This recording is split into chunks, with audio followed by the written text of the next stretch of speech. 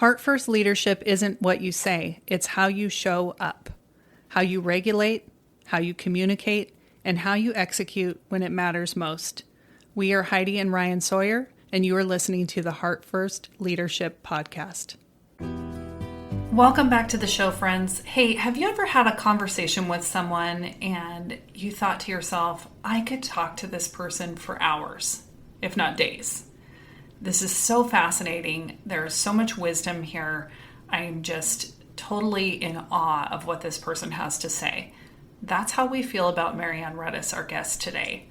Anne is the epitome of what we are talking about when we're talking about impact makers, when we're talking about people who are using their life experience and sharing their wisdom to make a positive difference in the world. So I'm going to give you a little background on Anne. She is a graduate from Gonzaga University here in Spokane, Washington, and she's also a certified grief educator. Right now, she holds the role of Executive Director for Elevations, which is a children's therapy resource foundation that provides funding and access to therapy services for children with special needs. But prior to that, she was the Executive Director for the American Childhood Cancer Organization of the Inland Northwest. And that's a support network for families with children who are facing cancer. Anne has also had extensive experience with medically fragile children and loss, which informs the work that she does today. She's an incredible writer, speaker, and lifelong learner that believes that we are all responsible for the world that we live in. This is an episode that I could go back and listen to multiple times, you guys. This conversation is so powerful. Anne shares so many total truth bombs, wisdom, and just incredible strength and resilience in her story. And I know that after that intro, you are dying to hear what she has to say as well. So without further ado, let's get to it. Our interview with impact maker Anne Ruddis. Welcome back to the show. And we have another episode today of Impact Makers. And again, somebody who just jumped in my mind, actually jumped in front of me in the Fred Meyer aisle. And I thought, perfect. That's exactly who I want to have on. Anne Ruddis is an incredible human who has an amazing story that's going to humble you beyond measure. And we will probably talk a little bit about that because it's going to be in alignment with the impact that she's here to make in the world. And I'm saying this completely authentically because not just because you're on the show, because I truly feel this way. Like there's very few people in this world that I look to and be like, wow, like I know I can learn a ton from that person. Like I value that person so much. I'm just honored to be in your presence. And to like have the opportunity to, just to build a relationship and be in each other's lives, like you are that person to me. And you humble me so much. And every single time I hear you speak or hear what you're taking on in the world or learn more about your story, I'm just like, wow, I'm just floored and amazed by you and just appreciate you so much for how you have leaned into life and overcome what you've overcome and to continue to give back. So like, thank you for setting that example for the rest of us to follow. Like that model to me is completely cherished. And I just want you to know that. And I wanted to wait to tell you that until we hit record. So the world could hear how I feel about your just overall sense of being that you put out to the world. Right. And so thank you. And so we're excited to have you on and we're going to explore a little bit. Well, that is amazing. And I am very excited to be here. And honestly, I feel the same way about the two of you. I'm just so happy our paths have crossed. And it's interesting because the way we see ourselves is many times very different than the way others see us. And so, your response is humbling and thank you. Thank you. I think it's important for other people to ask people like, how do you see me? Because then you start to like, oh, wow, that's not how I see myself. It'd be okay for us to walk around treating ourselves the way other people see us. Like that would make the world a better place, right? Wouldn't that be interesting? Yeah, maybe that's a podcast idea. We'll write that down. We'll write that down for later. Our kids are starting to say, "Oh, that's a podcast idea," because they hear us say that so much. Write that down. Bringing them up early. Yeah, they're on it. They want to do podcasts with us. Where did we first cross paths? Is it BNI is where we met? Or is it something previous to that? I believe it was at BNI. BNI. We were in a networking group together called Business. Yes. Yeah. So excellent. So let's just fire off this conversation unless you have anything. No, I'm excited. I've been privy to so many conversations actually that the two of you guys have had that I've kind of just chirped in here and there, but ran into each other or we were doing something and the conversation it could have just kept going and going and going. It was that good. Yeah. And that's sort of what started to happen when we ran into each other at the grocery store the last time. And then we said, you know what, we need to have you on the podcast because other people need to hear these conversations. It's really powerful. So I'm excited and nervous to hear where we go with this one.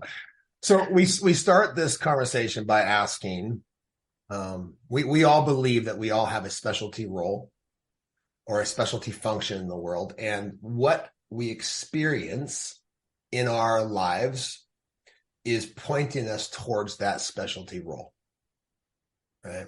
And so the sooner that we can find it, explore it, expand it, and engage with it, the better, right? And so a lot of times the easy way for people to start to be curious about what their specialty role is for them to explore what is the hole that they see in the universe, in the world.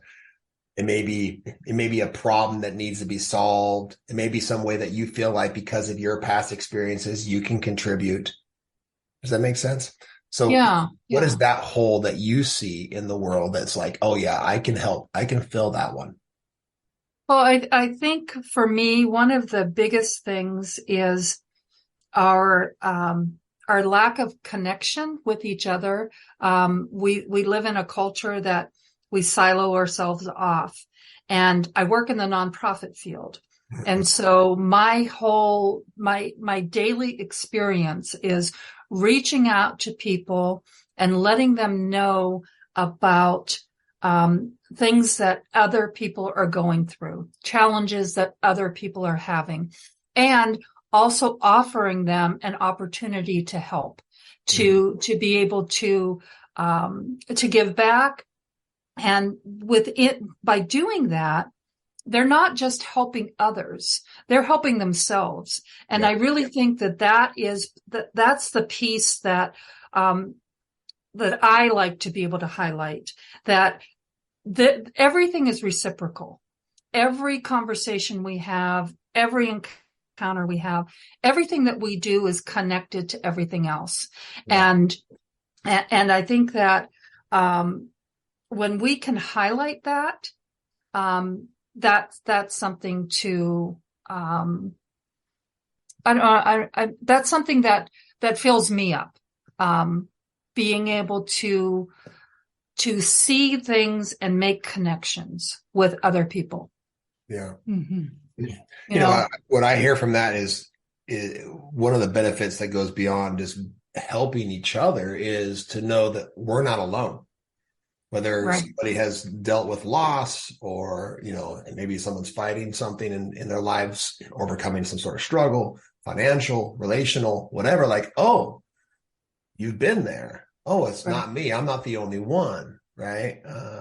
Even just being self-critical, like, oh, wow. Like you beat yourself up too. Like, no, wow. Really? Like, yeah, we're all humans. And this is the interesting piece. Like, this is the piece that I feel like points back to some of the work that we do is if we can normalize the human experience, there's a certain level of suffering happening. There's all these things there's a certain normal, if we can normalize it, then it brings us together, right? It makes us feel more connected, right? And less, Yeah, absolutely. And, I think too that one of the things that I work very closely with is grief. And I've had a lot of grief in my life. I've had to process through a lot of things.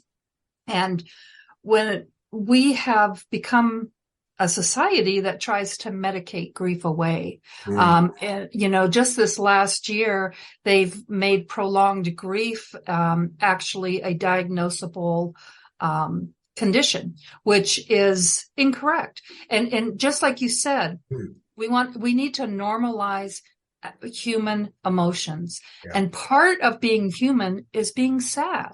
And that is not something that we should medicate away or try to suppress. And that's another part of something that I would like to bring out is the isolation that people feel when they're grieving. They feel like, just like you said, am I the only one feeling this? And to know that, no, you're not alone. And no, grief is not something that you're going to get over in 6 months or a year. It's something that you're going to process through for the rest of your life as part of the human condition. Yeah. And so to bring that into the public discourse, I think is very important, especially now. We're dealing with a lot of cultural grief. I mean, every day you look at the headlines and you see these horrible things that are happening. Sure. And nobody is going to escape it. So that gave me chills when you were saying, I hear that so loud and clear, the passion in your voice when you're talking about wanting people to know that they're not alone and that this isn't something that you just pour that toxic positivity over and go, okay, like I should be over this by now. So I'm going to, pretend I'm okay. Right. Yes. But actually having a place, that's what I'm hearing, like a place. And I know you have some things that you're doing with that for people to connect that are feeling alone in their suffering, in their grief, in their part of their human experience that is, I don't know. It almost to me seems like people feel like they need to hide it and just put on a happy face and say, I'm fine.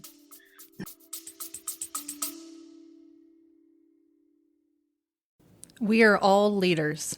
If you're ready to stop waiting and start impacting your environment in a powerful way, we want to connect with you. Click the Book Now link in the show notes to book a call with a Heart First coach and discover what Heart First leadership can look like in your life and in your environment. Now back to the show. Yes, and we condition people to do that. And so when you're dealing with grief, you're not only dealing with these immense emotions, you're also dealing with these cultural messages that you're not okay. And unless you can be okay, don't be around me. Mm-hmm. And so when you go out into public, you have to smile. You have to, interact. We give 3 days bereavement from work, and that's insane because it's something that, like I said, is going to be with you. And the other thing that I think is really important is we can also get lost in those emotions. And I think if we can develop within ourselves an understanding that this is a wave that's going to pass through us, that we should embrace and feel fully, but we don't have to stay stuck there. Mm-hmm. And being able to move from one moment to the next and be in those moments fully, I think is, I've seen people 20 years, 30 years still in the same place they were, because they would not embrace those emotions, would not embrace those feelings. And like you said, normalize them. They are normal. Yeah. And I think it's on all of us to connect with each other and to really listen to each other and hear what people are saying. Mm-hmm. And listen on each other. Go ahead. No, go ahead. So the question that popped into my mind, and this is something that has recently come up. I had someone close to me lose someone very close in their life, and reached out to another friend and said, how do I support this person? I think a lot of people don't understand how to support someone who is grieving, and they're kind of afraid to even get involved in suffering that is that deep. right? They just kind of want to give their initial condolence and then sort of move on. And what are some ways that someone can help support someone who is going through those waves? Because that's the way my friend has described it to me. It's like a wave, and then I'll feel kind of somewhat normal for a little while, and then another wave will come, and then I have to process through that. And, I guess my question to you as someone who's, been through a great deal of grief and continues to go through the process is how, as loved ones and friends, can we support those people better? I think that's a great question. And I don't think there's any one answer. I believe that much of the way we support others depends on the relationship that we have with them. So there's a model of grief when someone is, and it's concentric circles that go out. In the center is the person who's grieving, and outside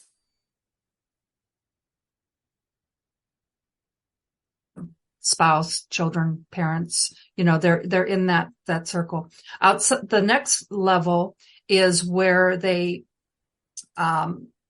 is your friends and acquaintances, and they can support in. But many times what happens is those people in that next circle are grieving themselves. And they hurt for their friend. They hurt for their loved ones. And you're right, they don't know how to help. And so they tend to seek support from within that initial circle, rather than going to their next level and finding another layer. So I think that the most important thing is to realize what your relationship is with that person, first of all. And then the other thing that drives me totally insane is all of these lists that we see out there. Don't say this to a grieving person. Don't say that to a grieving person. And I think people have become afraid that they're going to say the wrong thing. And if they say the wrong thing, they're going to cause more damage, or they're going to cause more hurt. So they don't say anything at all. And that doesn't mean they don't care. It just means that they're afraid to say the wrong thing. And then you have people that do say the wrong thing, that cause people to hurt.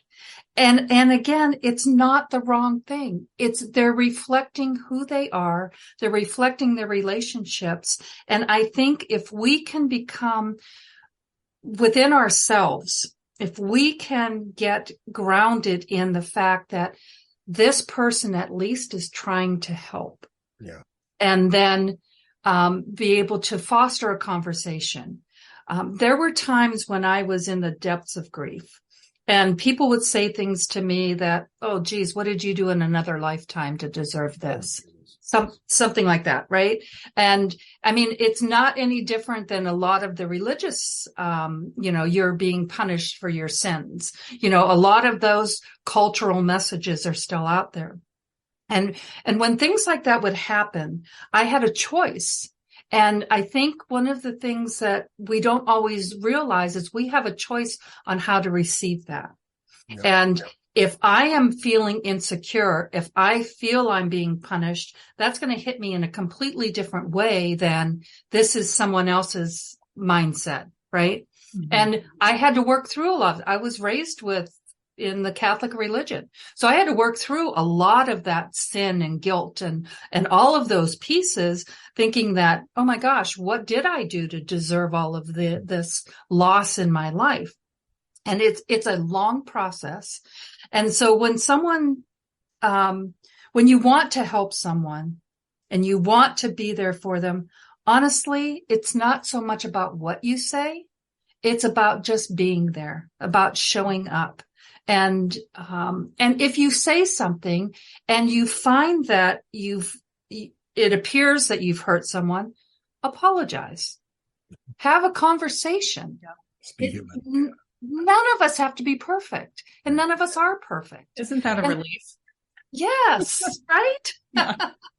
You again have just amazed me. Like your mindset of the only word that comes to my mind is you're a creator, right? And a creator is one that's able to choose what they make the circumstance that they're currently experiencing mean. Mm-hmm. And we kind of mentioned Viktor Frankl's work before we hopped on and hit record, right? That to me is 100% in alignment. And the through line that I'm hearing as you guys are talking, and I'm doing my best to bite my tongue because I want to just like ask you the next question is this through line is this level of avoidance, right? And so the opposite of creator is victim, right? And so there is this consciousness that is out there that people want to avoid, whether they're medicating to lose weight or for depression or for grief or whatever it is.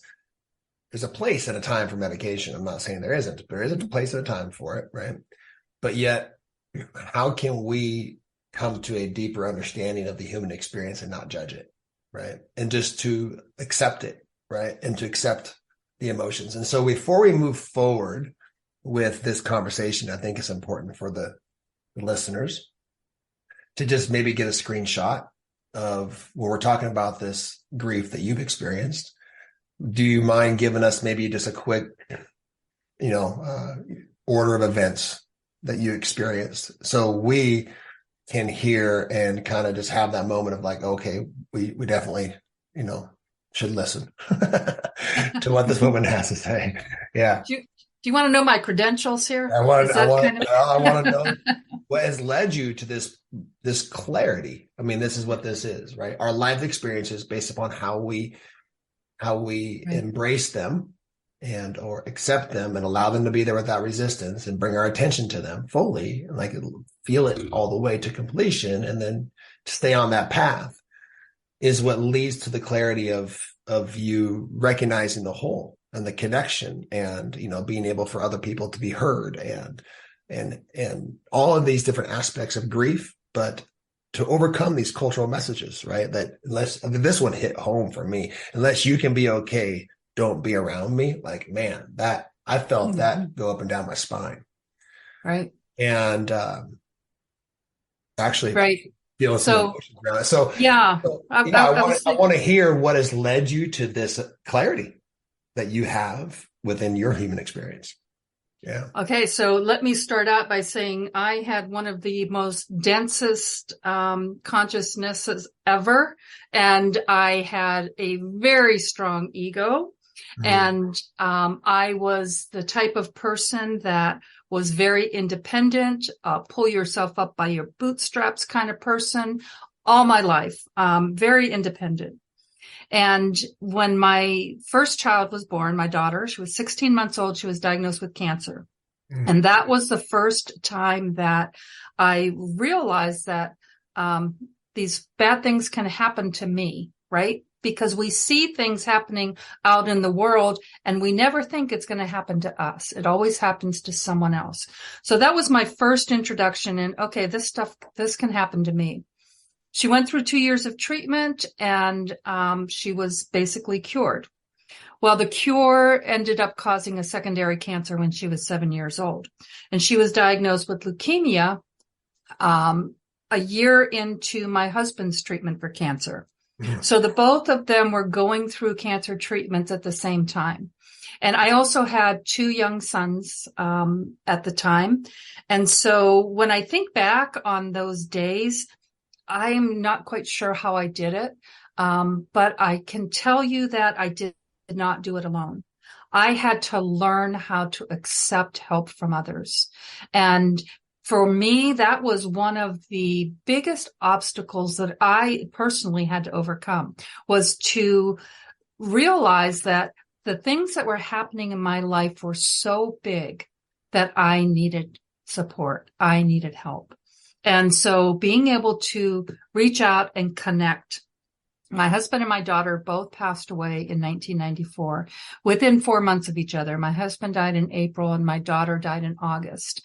And my boys were 5 and 7 at the time. And I came to a place of, okay, what do I do now? Because I knew that my life had changed. Our life had changed. And I needed to figure out how to move forward. Around my husband and my daughter's deaths, I had some amazing spiritual occurrences, synchronicities. And I wrote about them in, when my daughter passed. She wrote a book called A Kid with Cancer, before she passed, because she wanted to be able to help other kids with cancer. And she realized that she wasn't going to get to be a social worker. She wasn't going to grow up and get to be a social worker. So she decided to write this little book. For years, and I promised her, I made her a deathbed promise. I promised her I would publish it. So, for years, I tried to figure out, what am I going to do with this? And she goes, Mom, you can add stuff to it. So it's okay. Just make sure you publish it. And I was like, oh, okay. So, I played around with it. I rewrote it. I did all kinds of things. I sent it off to publishers. I did all kinds of crazy things, in those first couple of years. Nothing came of it, of course. And so then, my son was diagnosed at 10 years old with a brain tumor. And when that happened, I mean, when Carrie and Nikki passed, I was in a place of light, of connection. I could see those two were here for each other. Those two had a soul journey. They were here, and me and my boys were part of that journey. But as hard as it was to lose them, I also had this strong faith that was not built on any religion that I was raised with, but something that I fashioned together. And then when Michael was diagnosed at 10 years old, all of that went out the window. And I went to a very different place. I was convinced that he was going to survive. And I thought, okay, I want to be a writer. This will make a great story. I'll be able to write about one child who passed from cancer, one child who survived. And when he died at 12 years old, I was devastated. And I went to a place of chaos and loss, and that nothing is connected. There's a amazing movie called I Heart Huckabees that really lays this out beautifully. It's an older movie, and it's Dustin Hoffman and Lily Tomlin play existential detectives, and it's kind of a brutal movie, and it's some dark humor, which is right up my alley. But in one aspect, they talked about how life is a sheet. You know, I'm part of you, you're part of me, we're all part of the same thing, and everything's connected.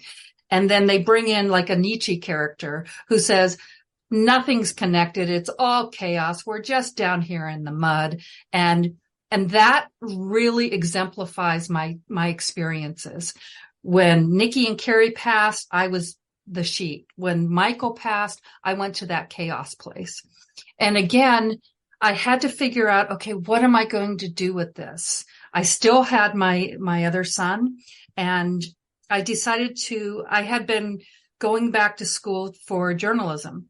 And then when Michael got sick, I had to quit. So I thought, okay, I'm going to go back again. I'm going to go get my degree in journalism. So I went to Gonzaga, and I got on the paper and I started writing, and I realized I can't do this. I couldn't care about campus life. I couldn't care about those things. So I sunk myself into philosophy and religion, and really wrestled with those concepts. Viktor Frankl's book was one of the books that I credit with saving me. After Nikki and Carrie passed, that was my go-to book, was why does suffering exist at all? First of all, not just why am I suffering, but why does it exist? Why is it part of the human condition? Is it really that necessary ingredient for us to grow? And if so, who designed this system? Because I wanted to have a word or two with them, right? It's Couldn't like, agree more. no, That is really resonating with me right there. The Viktor Frankl and the man's search for meaning, and like, I need to understand this whole suffering thing, because right. I got massive resistance to it. This is complete BS. Right? I came here for this. Right? Yeah. And then there are those that will tell us we actually chose this. And, the whole idea of a soul contract. And I've entertained so many ideas and so many concepts, not just ancient philosophers, but I remember digging through some ancient writings and some philosophical writings and coming to the conclusion that they didn't know the answer either. No one knows the answer. All we have are the questions. And so then it became about, well, where are these questions going to lead us? And we talked about choice earlier. Sometimes you don't know that you have a choice. When you're feeling a certain way, you get overtaken with that. And to understand that, oh, wait, I could maybe see this a different way. That takes grace. That takes a break in your consciousness to be able to shift even that little bit. And so, where I'm at today and where I was at 20 years ago are completely different places. And I see life and death in a very, very different way. And it's almost like, I've kind of been able to embrace the impersonal universe. I don't know if you've ever read any of Wayne Dyer's stuff, but I never really read his books, but I used to listen to him a lot when he would speak. I found him a very engaging speaker, and he would talk about the books he read. And I would go to those books, and because it was like, okay, I want to find out what you know. And one of the things that I found through that was the idea of the impersonal universe, right? The idea that it's not personal. It feels like it is, but it isn't. And to be able to get to a place where I can see my life as part of a greater piece of a fabric. And I think what, over the Apollo's temple at Delphi is the adage to know thyself. And when we start to really discover who we are, and not just find out who we are, but accept who we are and embrace who we are and embrace our lives the way they are rather than the way we wish they could be.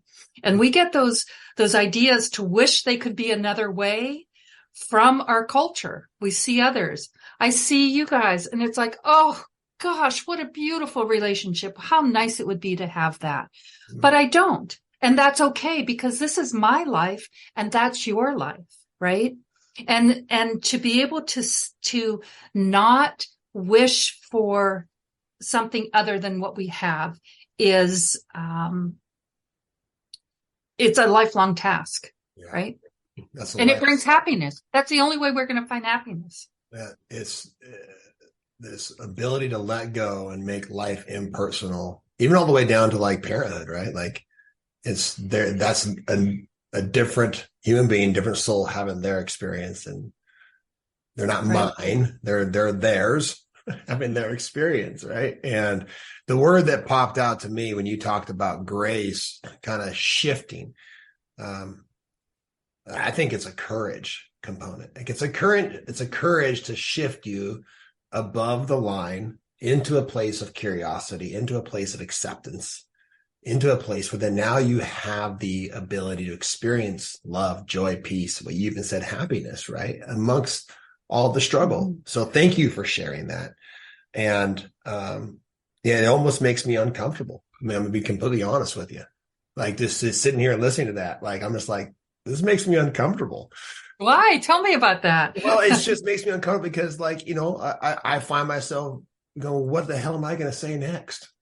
Right? what do I have to offer? Well, that was in all of that, Marianne, could have been a mic drop. I mean, everything that you said was incredibly powerful and incredibly just delivered from the heart, from your own personal experience. And that really, it shines through, and we could feel that. And I got chills multiple times hearing your story, hearing your experience, but hearing the strength in you saying, sometimes we forget that we have a choice.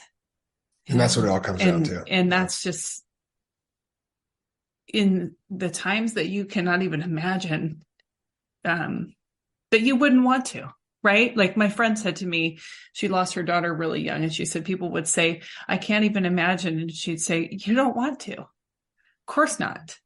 Right. So like, even when you're in the depths of that there's hope, there's that pinprick of light coming through, and you can choose to focus on the dark and the emptiness and what's not there, or you can point your consciousness towards the light, and you can start to see that light. And what I'm visualizing is like that light starting to expand and get a little bit more and a little bit more, and bringing that light in. And that's really what you've done. You know, and that is so true, because the thing about that light and if I'm understanding you correctly, that is something that is always there. It is a constant. And when we're in the darkness, we don't know that all the time. We think we've been abandoned. We think that light is gone. And all it takes is for us to turn around. You mentioned the word courage. You know, people would say, oh, you're so brave. I don't think I could ever do that. I don't know how you could do that. And it was like, I didn't do it. Mm-hmm. I turned, and I welcomed that courage into my life. I turned to the light.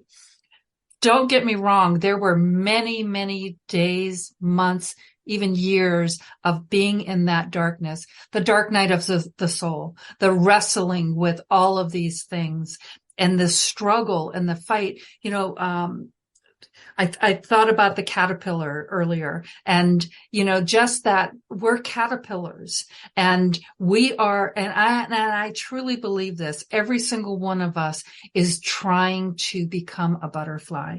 Yeah. And that's why we're here. We're here to grow our souls. Yeah. And to be able to embrace that light, because it can be hard, because there's anger, there's disappointment, there's sorrow, heavy sorrow.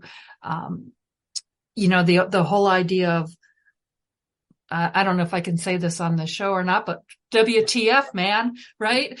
I won't say it, right? Right. You can say that. Yeah. And that's all part of it. And that's all part of that struggle for us to be able to find our way, to find out who we are, and who were we born to be? Why are we even here? That's a question that I have had my whole life. Yeah. Why are we even here? What's the point? Mm-hmm. Right. Right. It's in there. Yeah. We work with I have worked with a lot of teenagers, and that seems to be one of the narratives. And I'm like, good, you're asking that question. Let's explore that. Like, that's where it begins. If you're in a place in life where you're kind of like, what's the point of all this? Right. And then that is pointing you towards an answer, towards a clarity, towards a purpose. Right. Mm-hmm. And so I was actually just on a call right before we hopped on this, with my mentor in my meditation path.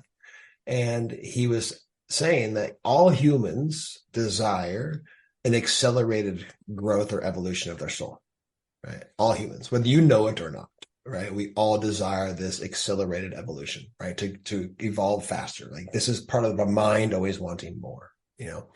And so when I was listening to you tell your story, the thing that came to my mind was I'm asking you a question here and kind of stating something that I heard at the same time, was the ability to let go of an expectation, or the life is supposed to be a certain way, this ability to like come into a place of acceptance. Do you feel like that was the number one component for you to be able to move beyond that experience into a new experience, and to be able to create the version of you that can stand here and have this conversation, that can get on a TED Talk stage, that can be engaged with incredible work in nonprofit, I mean, and just live your life the way you do in an incredibly inspiring way? Is it that ability to like, hey, they are how they are, accept it, find some sort of strength or gift in it, and then be able to move beyond it? Is that Like, it's one of the questions that we usually ask people is like, what is it that you had to kind of like let go of or stop doing and start doing to be able to create the version of you that's now doing what you're doing or filling the hole that you see? Does that make sense? Yes. And I think you nailed it right there. I mean, acceptance of life the way it is rather than the way we want it to be. I read a wonderful book, Letting Go of the Person You Used to Be. Mm-hmm. It was by Lama Surya Das. And it was one of another one of those pivotal books where we are always changing, and we come into this world and we grow up and we're told, what do you want to be when you grow up? Mm-hmm. And we start setting these life paths and we start imagining the way life, what was it, John Lennon's line that life is what happens when you're busy making other plans. Isn't that the truth? Right? Yeah. Yeah. And so I think a lot of our energy goes into, wait a minute, this isn't what I wanted. This is what I wanted. And starting to swim against the stream, right? Because we're going to make things happen. Right. We are going to do this. And I think when you can get to a place of, okay, what I thought I wanted is not what's happening. And so, bloom where you're planted. So what do I do with this, this life that I have? The other thing, not just only accepting, but also of how do I say this? There's acceptance that goes into it, but also the idea that I'm not in complete control, and giving that up. Giving up, like I said earlier, I was all about, this is my life and I've got it handled and I'm going to pull myself up by my bootstraps and I'm going to go out there and I'm going to make life happen, right? And being able to give up the fact that one of the biggest hurdles was I couldn't keep my kids alive. Where did that, talk about our concept of what a parent is, right? Parents are here to protect, to nurture, to help their children grow, and to become face to face with the fact that I couldn't save them. And that was my job as a parent, to save them, and to be able to accept that and to integrate that into my life. I don't know that we get over anything. I think we integrate these new understandings. And one of those understandings is that, yes, I cannot control a lot of the big things. What I can control is my reaction to them, is my ability to shift gears, is my ability to go within and to learn how to manage my own thoughts, to learn how to manage myself. And I really think that's where our growth comes from. It doesn't come from the external world. It comes from that internal work, which I know you guys, I believe you guys get that. Everything you're saying is, I'm just like, mic drop. Right. Mic drop. Yeah. Yeah. Over. Yeah, because, and I think that's why we get along so well, and that's why I love you guys so much, because we're on similar journeys. And I think that, Heidi, you talked about your friend who lost a child. And I think that the importance of peer-to-peer support when it comes to those kind of things is another crucial piece, because I spent many years trying to make other people understand how devastated I was. I wanted them to know how much I hurt. I wanted them to understand that I was bleeding all over the place on the inside, even if you couldn't see it on the outside. And it was frustrating because, like your friend said, they'll never get it. They'll never understand. Mm-hmm. And so once I was able to let go of that, and let go of trying to make someone else understand something that I don't want them to ever understand. I would never want them to have to live through this. Letting go of that and seeking out a peer-to-peer group that does get it, And that's where I think it's so powerful when parents get together, when people get together over shared experiences. That gives you a place of connection. It reduces the isolation, and it normalizes what you're feeling too. And that's why I started my Dear Bereaved Parent. I started a Facebook page called Dear Bereaved Parent. And I thought, they're just little love notes from one bereaved parent to another. Mm. And it's just, the hope is to just alleviate some of the isolation. I have no answers. The only thing I can tell you is that it's your journey and you can do it. You can do it. I love, what a way to take a hole that you see, right? And people having that peer-to-peer support and creating a space that people can go to get that. They can go to see these messages, and because it's on Facebook, people can connect with each other there too, if they wish. Yeah. I mean, they could send someone a private message and say, what you wrote there really touched me. I'd love to have a conversation with you on Zoom, get a coffee, let's get together, and get into community with each other. Yeah. Support each other. Yeah. I mean, that's huge. The ripple effect of that it can't be measured, because when somebody has a message like that and they feel touched by that, whether they say anything to anyone else or not about it, they're going to carry through their day differently. They're going to impact other people's lives differently, because there's this glimmer of hope. There's this feeling of being seen, heard, understood. That's what you were looking for in wanting people to know. Do you understand what I'm going through? It's like you wanted to be seen, right, but from people who could never see what you were actually experiencing because they hadn't experienced it. Right. Mm-hmm. Yeah. And there's no way to, sometimes, Wittgenstein, has a quote that says, language is a tailor shop where nothing fits. And so there's times when words just can't express.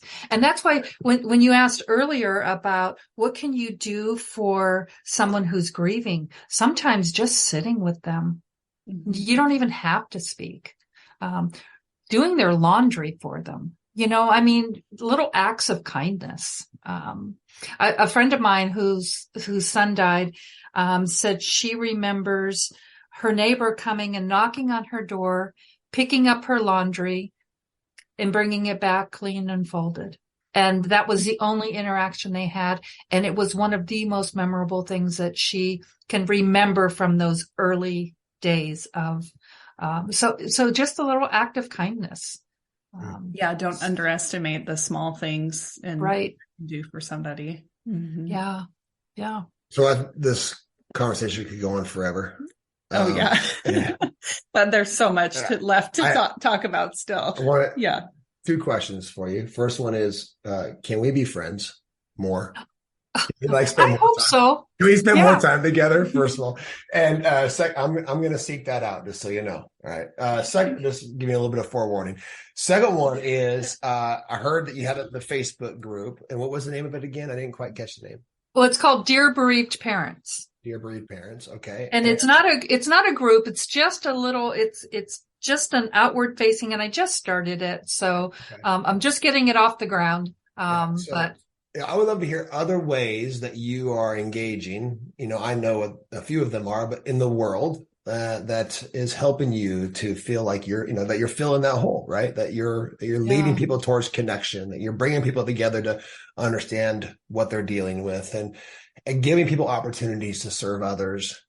Right? Everything that we started this conversation with, kind of want to come full circle, and hear what it is that you do in the world currently. That is so. Mm-hmm. Yeah. So, I work for, I mentioned a nonprofit. It's called Elevations, a children's therapy resource foundation. And we provide funds for kids with special needs to get therapy services. And it's often, unnoticed, unseen need that is out there. And so the last couple of years, I've been working really hard to get that information out to the public, what these families are facing and how others can help. We do a couple of fundraisers a year.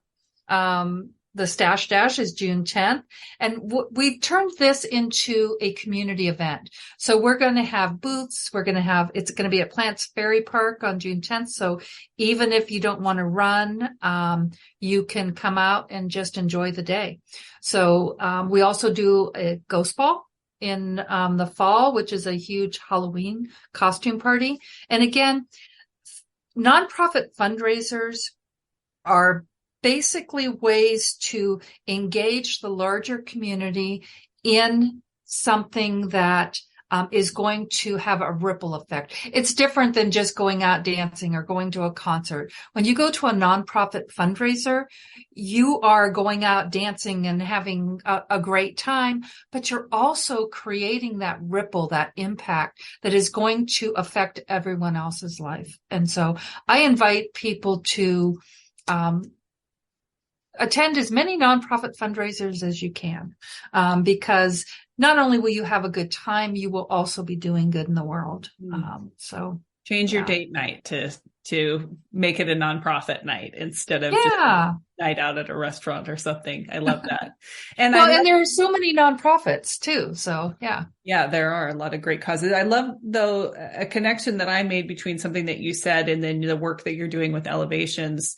And I'm sure you've probably made this connection yourself, but something that I heard was you said, I felt like I wanted to be able to help my kids, but I couldn't. And now you're helping families get the resources that they need to help their kids so that they're not feeling, in a sense, like helpless in their situation. Like, my kid needs this therapy, my kid needs this equipment, and I can't do it as a parent. So being able to help those families get those grants that they need to get the resources that they need it's got to be healing for you in some ways too, given your past experience. Oh, very much so. And it's, we do what we can. And understanding our limitations. I used to be with the American Childhood Cancer Organization. And so, a big part of my work there was working with families whose child was diagnosed, but went through treatment and went beyond treatment, either into, survival and, going on to a healthy life, or going on to a life full of medical issues caused by the treatments, or bereavement. And I still volunteer with them with their bereaved group. I'm just really I'm a huge advocate of peer-to-peer support, and so you're right. We do what we can, where we can, right? Yeah. So do you have a few more minutes? I have one more question. Sure. Yeah. Okay. You have a few more minutes. Okay. So, coming back to this is kind of two questions in one, and I'll start with the question, and then I'll kind of give you a little bit of preface to it too. Okay. Do you have a larger vision with the work that you're doing, with the ripple effect that you want to make?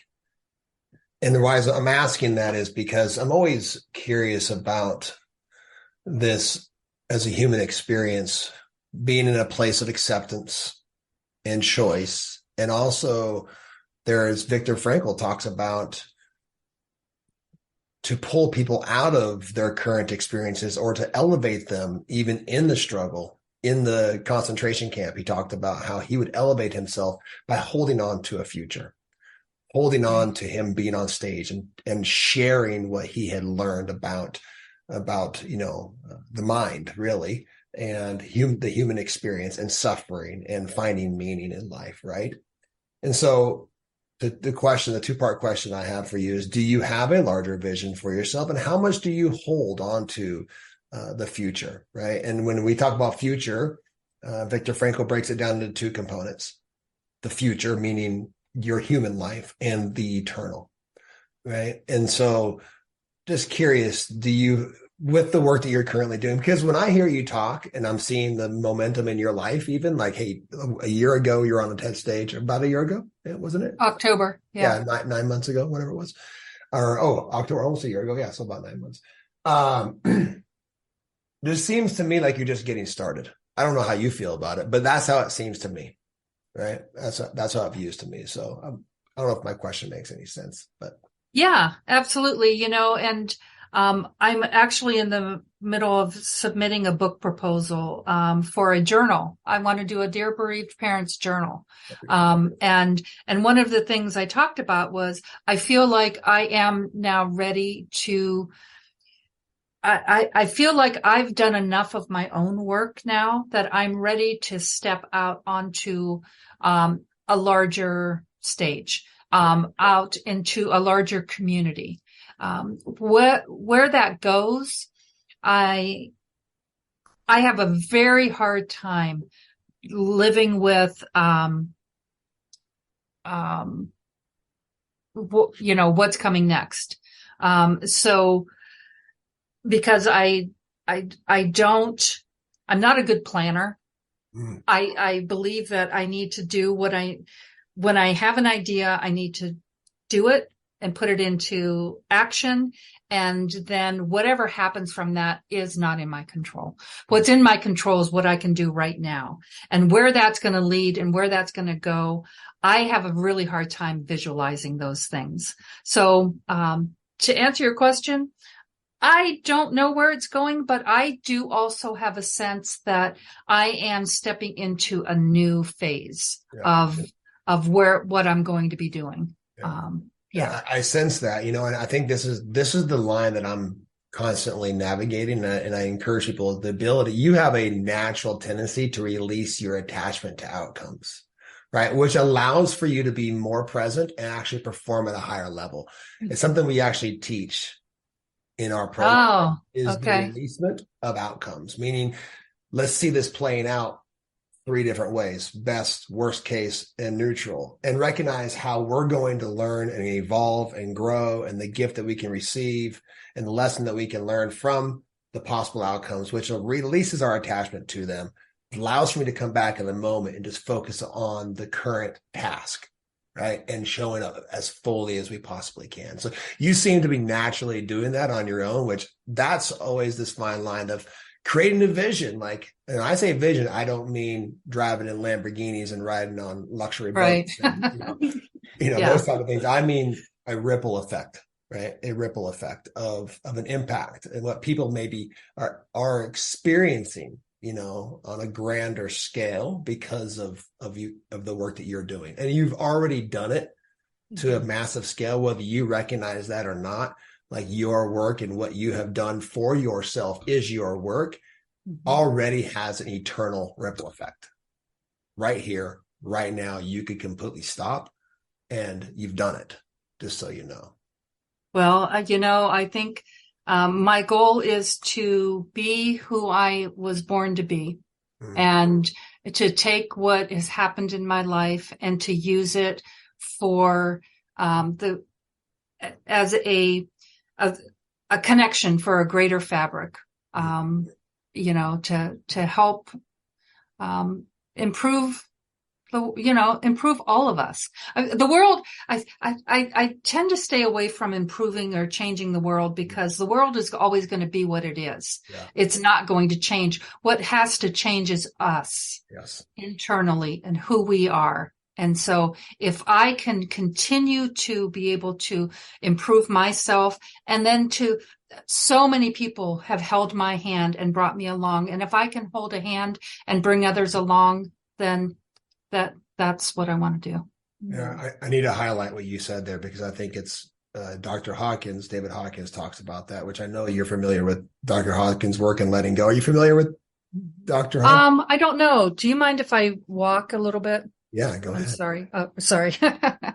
So is that this idea that we're trying to change the world is not ever going to be attainable? Like, the only thing we can is ourselves. And I think that is like the biggest takeaway that we could take even from this, the acceptance, the ability that we have choice, and then that the only thing that we can really change is to continue to improve ourselves, which will create the ripple effect. Right? Yeah. Wow. Yes. And I think I'm going to be listening back to this for sure. Yeah, that's 100%. Yeah. Thank The you. world so is, much. the world's going to be what the world is. Yeah. So, Yeah. yeah. Well, thank you so much, Marianne. Again, just Oh, thank you. appreciate Yeah. your time so much. And We're going to add links to Elevations if people want to check that out. We'll add a link to your Dear Briefed Parent page and anything else that you want us to share. I'll add those links in the show notes so that people can get in touch with you if they want to, and they can support some of the things that you're doing out there in the world as well. Great. Thank you. Yeah. Thank you so Thanks. much. I appreciate it. Thank you for listening. Remember, leaders go first, alignment matters, and the environment that you create is the legacy you'll leave. We'll see you on the next episode.